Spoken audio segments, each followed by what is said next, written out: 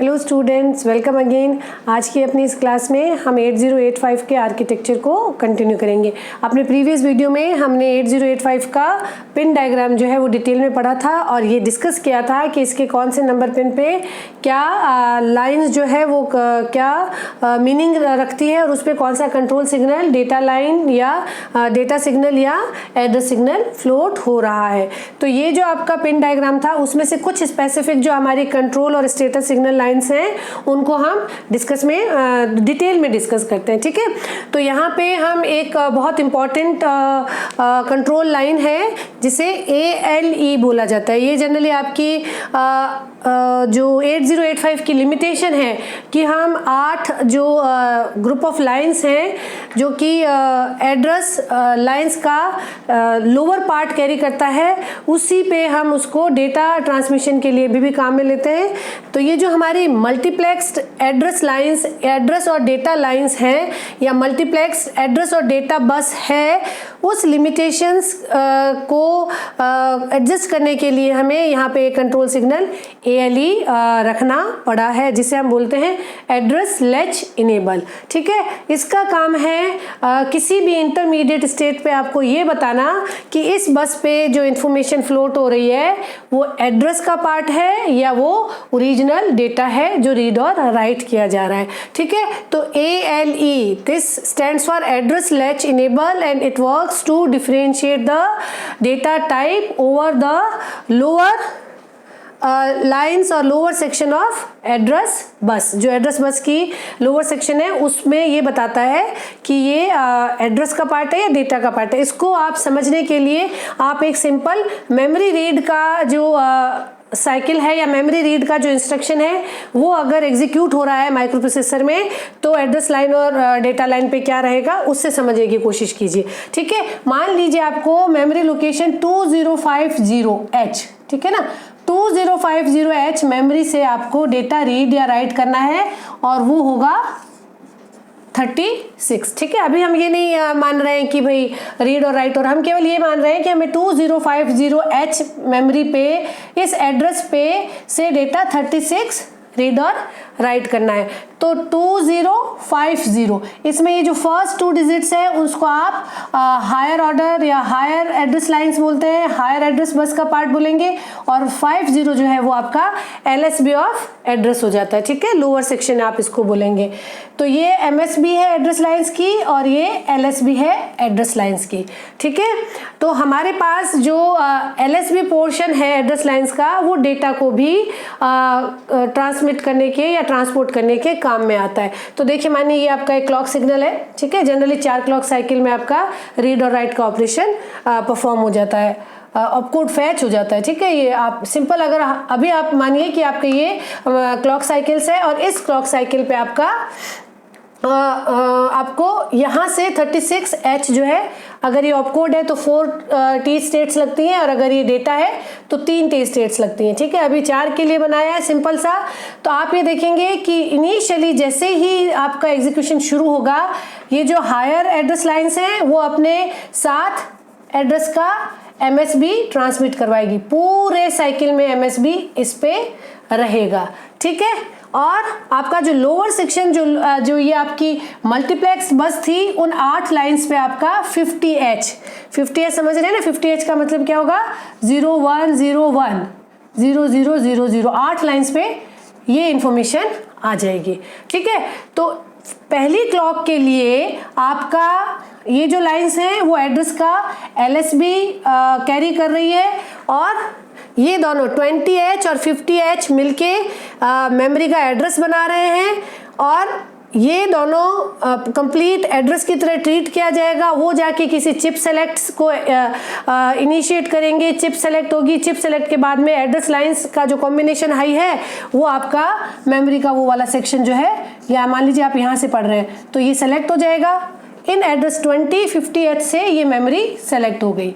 ठीक है, memory select होने के बाद ये जो आपकी लोअर एड्रेस बसेस थी वो फॉर टाइम बीइंग रिलीज कर दी जाती है। अब इसमें जो डेटा लिखा गया है या जो डेटा रीड करना है इन्हीं एड्रेस लाइंस पे आपका डेटा आ जाएगा रीड या राइट के एक्टिवेट होने के बाद। रीड एक्टिवेट हुआ है तो इसका डेटा लाइंस पे आ जाएगा, राइट एक्टिवेट हुआ है तो जो डेटा है वो इसमें आ जाएगा, ठीक है। और यहाँ पे अब आपका जो अब ये जो कंटेंट्स हैं ये इंफॉर्मेशन डेटा है जो आपको रीड और राइट करना है। इस ड्यूरेशन में देखिए कि जब तक इस पे LSB है उसी फर्स्ट क्लॉक साइकिल के लिए ALE हाई है, रेस्ट ऑफ द ड्यूरेशन के लिए जो आपका ALE है वो 0 है। तो यहाँ पे जब ALE हाई है तो ये कंटेंट्स एड्रेस का लोअर पार्ट है, और जब ये 0 है तो ये एड्रेस का डेटा का पार्ट है जो डेटा ट्रांसमिट होगा। आई बात समझ में? तो ALE का क्या काम है? ALE का काम है ये बताना कि अब इस पे एड्रेस फ्लोट हो रहा है, अब इस पे डेटा फ्लोट हो रहा है। तो यूजर के लिए इंटरप्रेट करना, इंटरमीडिएट स्टेज में ये पता लगाना कि ये डेटा या आपका एड्रेस का पार्ट है, ठीक है। ये आपका 85 का एक स्पेसिफिक कंट्रोल सिग्नल था। उसके बाद में हमने यहाँ पे देखा है S0 और S1, ये आपके स्टेटस सिग्नल्स हैं जो ये बताते हैं कि कौन सा टाइप ऑफ फंक्शन या जो टाइप ऑफ कमांड है वो माइक्रोप्रोसेसर एग्जीक्यूट कर रहा है, ठीक है। और इनके जो डिफरेंट कॉम्बिनेशन है उसी से आप टाइप ऑफ फंक्शन को डिफाइन करेंगे। अगर आपका S1 और S2 दोनों 1-1 है तो it means you are going for a opcode fetch और इंटरप्ट एक्नॉलेजमेंट।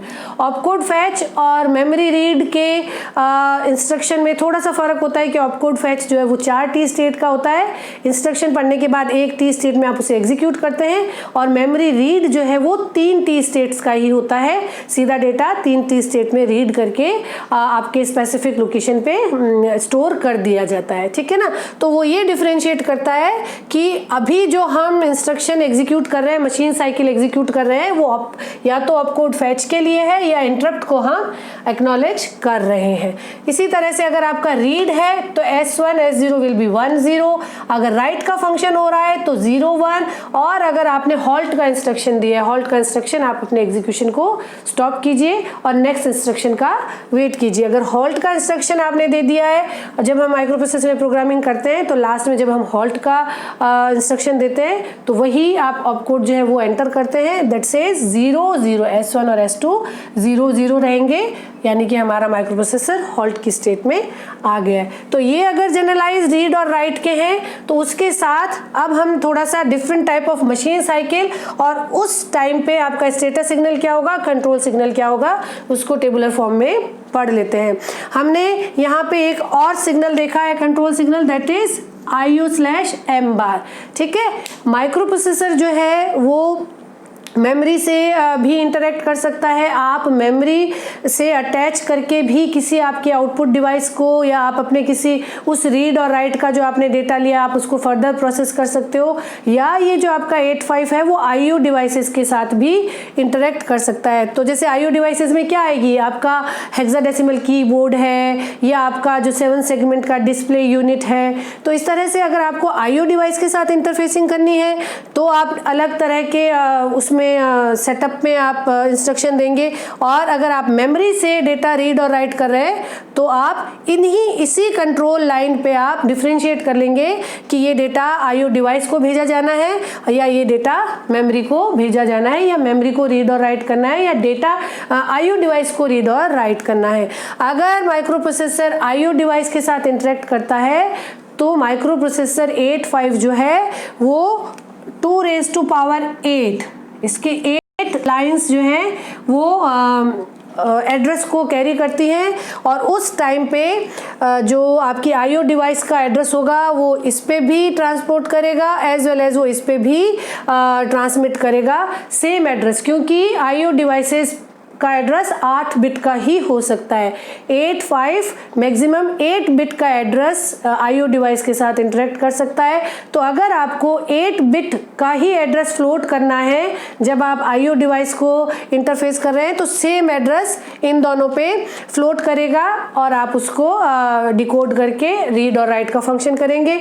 अगर आप मेमोरी के साथ इंटरेक्ट कर रहे हैं तो 16 बिट का एड्रेस आपका एग्जिस्ट करना चाहिए, यहाँ पे MSB, यहाँ पे पहले LSB, फिर इसी पे डेटा, ठीक है।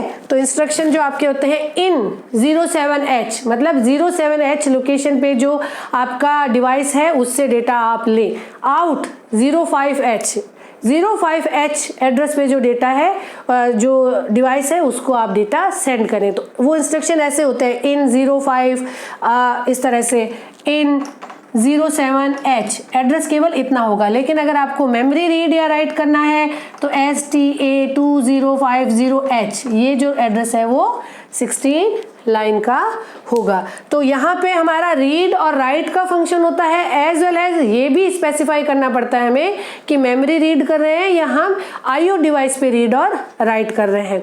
तो उसी के हिसाब से आपके ये जो है टाइप ऑफ मशीन साइकिल, उसका स्टेटस सिग्नल और कंट्रोल सिग्नल को हम समराइज करते हैं। अगर ऑपकोड फैच हो रहा होगा तो ऑपकोड जो है वो डेफिनेटली मेमोरी में स्टोर किया गया है, तो आपका IO/M पे 0 रहेगा। ठीक है, इस लाइन पे अगर 0 है तो इट मीन्स M बार इस पे 0 रहेगा तो मेमोरी को रीड और राइट करेंगे। अगर इस पे 1 रहेगा तो हम IO पोर्ट को रीड और राइट करेंगे। ठीक है ना, तो ऑपकोड फैच डेफिनेटली मेमोरी से हो रहा है तो ये 0 रहेगा। और हमने कहा कि ऑपकोड फैच में अभी हमारे जो स्टेटस सिग्नल की जो समरी थी वो भी यहाँ पे आप री एंटर कर रहे हैं, ये 1 रहेंगे। कंट्रोल सिग्नल जो दिया जाएगा that will be specific signal will be, read bar will be 0। यहाँ जहाँ पे जिस पे भी कंट्रोल सिग्नल पे बार मेंशन किया गया उसका मतलब ये कि इस कंट्रोल लाइन पे 0 होने पे रीड और राइट का फंक्शन होगा।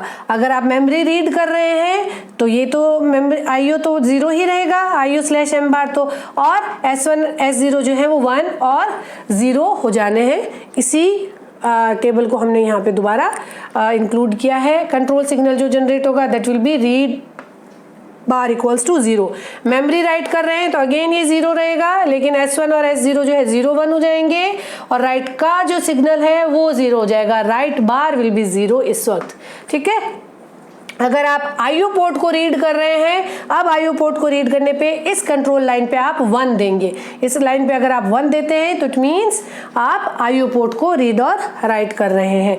ये 1 हो गया और रीड का जो फंक्शन है उसके लिए इट शुड बी 1 0, तो 1 0। अगर आप IO राइट कर रहे हैं, IO राइट करने में ये आपका 1 रहेगा और ये 0 1 हो जाएगा। ठीक है, और जो कंट्रोल सिग्नल आप ओरिजिनेट करेंगे that will be write bar equals to 0। फिर इंटरप्ट एक्नॉलेज अगर आप कर रहे हैं, इंटरप्ट एक्नॉलेज में आपको एक्सटर्नली आपने एक डिवाइस जो है, एक्सटर्नल जो डिवाइस है वो इंटरप्ट की रिक्वेस्ट आपको भेज रही है तो ये आपका 1 ही रहेगा, एज वेल एज ये जो आपके S1 S0 हैं दे बोथ विल बी 1। और जो कंट्रोल सिग्नल जनरेट होगा that will be interrupt acknowledge equals to interrupt acknowledge will be low. ठीक है, उसके बाद में हॉल्ट, होल्ड और रीसेट। अगर हॉल्ट, होल्ड और रीसेट को डिस्कस करें उस वक्त आपकी जो IO/M बार लाइन है वो ट्राई स्टेट में रहेगी। यहाँ पे ट्राई स्टेट का मतलब ये है कि ये लाइंस ना तो ग्राउंड से कनेक्टेड है ना ही ये सप्लाई से कनेक्टेड है,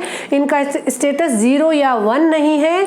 इनको हम हाई इम्पीडेंस स्टेट की तरह कंसिडर कर लेते हैं, जिसमें ये कहा जाता है कि for time being they are electrically isolated from the circuit, not physically. ठीक है, तो ये इनको ट्राई स्टेट में आप ट्रीट करते हैं IO/M में, जब आपका हॉल्ट, होल्ड या रीसेट हो रहा हो। इन ड्यूरेशन पे आपकी रीड बार, राइट बार जो लाइंस हैं वो भी ट्राई स्टेट में चली जाती है कंट्रोल सिग्नल के टाइम पे, और इंटरप्ट एक्नॉलेज जो है वो भी 0 या लो स्टेट में होती है।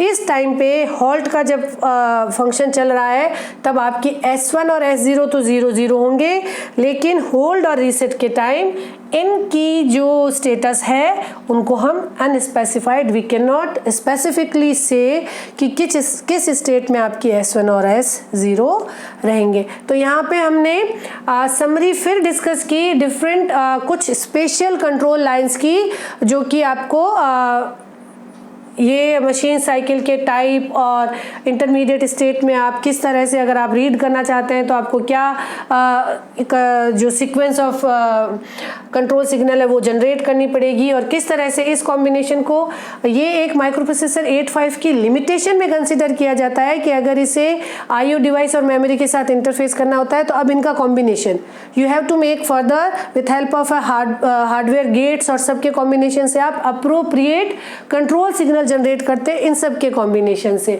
और उसके लिए आप इंटरफेसिंग डिवाइस भी काम में ले सकते हैं, इंटरफेसिंग चिप भी काम में ले सकते हैं। तो आपको फर्दर एक स्टेप और इंटरफेसिंग के लिए चाहिए होता है। आपके पास हर काम के लिए डिस्टिंक्टली डिवोटेड लाइन नहीं है, और ये हर माइक्रो प्रोसेसर के साथ किसी न किसी फॉर्म में लिमिटेशंस आपको फेस करनी ही पड़ती है। तो यहाँ पे हमारा ये जो सेक्शन है जिसमें हमने डिफरेंट स्टेटस और कंट्रोल सिग्नल्स हैं उनको डिस्कस किया है। हम 8085 के आर्किटेक्चर से रिलेटेड और भी जो हमारे पैरामीटर्स हैं, जो हमारी और स्पेसिफिकेशंस हैं, उनको अपने अगली वीडियो में डिस्कस करेंगे। Keep learning, keep watching. Thank you.